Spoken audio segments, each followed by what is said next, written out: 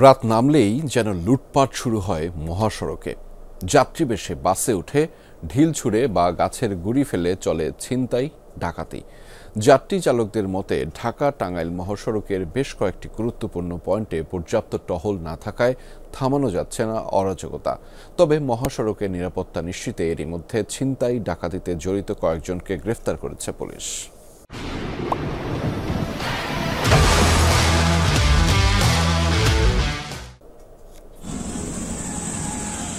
17 ফেব্রুয়ারি রাজধানীর গাবতলী থেকে রাজশাহীর উদ্দেশ্যে ছেড়ে যাওয়া ইউনিক রোড রয়েলসের চলন্ত বাসে ডাকাতির ঘটনায় সারা দেশে তোলপাড় সৃষ্টি হয়।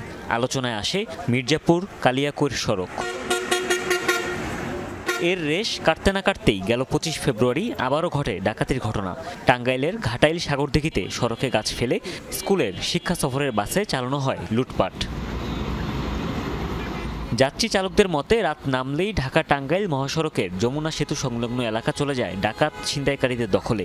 সড়কে গাছের গুঁড়ি ফেলে, গাড়িতে ঢিল ছুঁড়ে অথবা যাত্রী বেশে বাসে উঠে লুটপাট চালায় তারা। যখন তখন যে কোনো জায়গায় হয় এই অবস্থা। রাস্তায় চাকু নিয়ে দাঁড়া থাকে, অনেক বিভ্রান্ত করে, মনে করেন গাছ ফেলায় দেয়। মহাসড়কে ডাকাতি হয়, ডাকাতির জন্য রাত্রে গাড়ি নিয়ে খুব সব 8-10টা গাড়ি একসাথে হওয়া, তারপরে চলাচল করি।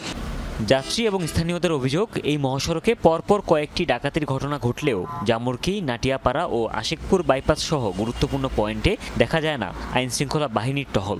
প্রশাসনকে আরও আন্তরিক হইতে হবে এবং তাদের যে কার্যক্রমগুলো আছে সেগুলোকে বৃদ্ধি করতে হবে। স্পেসিফিক কিছু কিছু জায়গাতে বিশেষ করে ডাকাতি বা ছিনতাইকারীরা বেশি বেশি করে, মানে সেই জায়গায় পুলিশের একটা বা প্রশাসনের একটা টুল বসাতে হবে।